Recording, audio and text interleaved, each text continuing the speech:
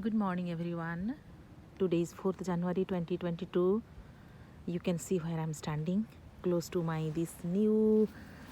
This is the blue hibiscus, rose of Sharon. You can say this is the blue color. Now I forgot exactly when I planted, but late, late fall I can say, or early winter. I have planted this one of the last plant that I planted in the garden. I can say it was in a big pot somehow, so I just wanted to show you also the status, because I have a great hope it will survive and it will come out in the spring, maybe in the month of May. Hibiscus, they don't show leaves in March or April I believe. In May only they show their leaves. So this is the blue one. It is going to be maybe 12-15 feet when it will mature. So I came here to show you my wisteria plant, which I'm thinking to trim. So before that I can show you the status. This is evergreen holly. This is also I planted in late summer, I think. Holly blue girl.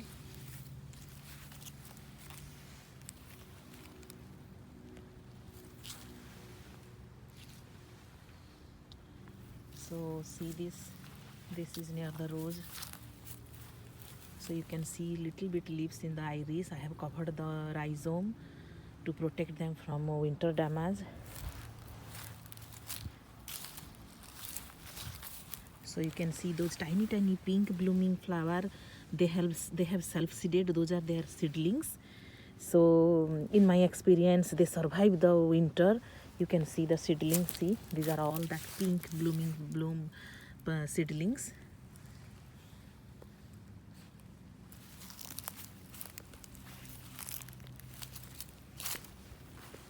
This is the purple leaf ornamental plum. See the Buddleia, or you can say purple color butterfly bush. This is my new vanilla strawberry and bobo hydrangea, alternating those two variety of hydrangea haze. You can see this, and in front of that is a row of lily.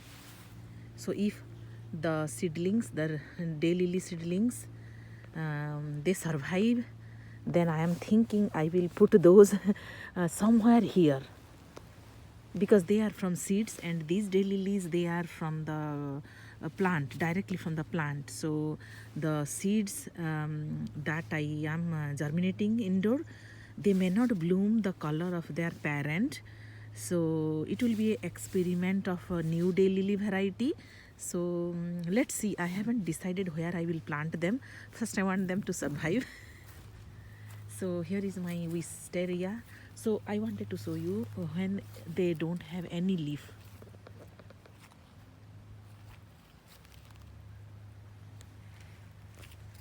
So all the bottom branches I'm going to cut them and remove them. I will keep only the top one, or the maybe some middle. But these all these bottom, they don't need, they will unnecessarily take energy from the plant.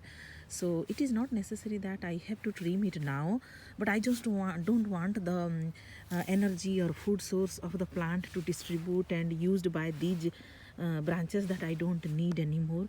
So if I will remove them, then full energy will be supplied to the top branches only. That is my thought.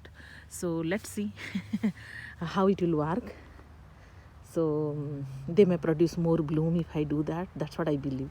So thinking that, I'm going to remove all the auxiliary branches that you see that you are seeing in the bottom part of the main branches. So let me do that, and when I am done I can show you final look. So before that, just see how many extra branches are there.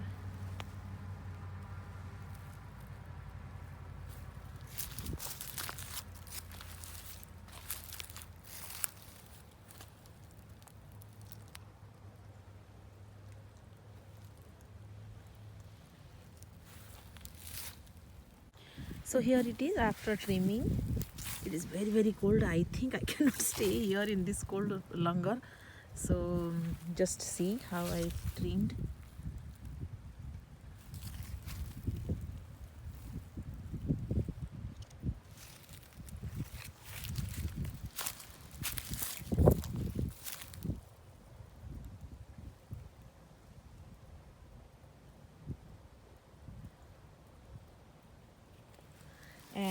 this much I removed.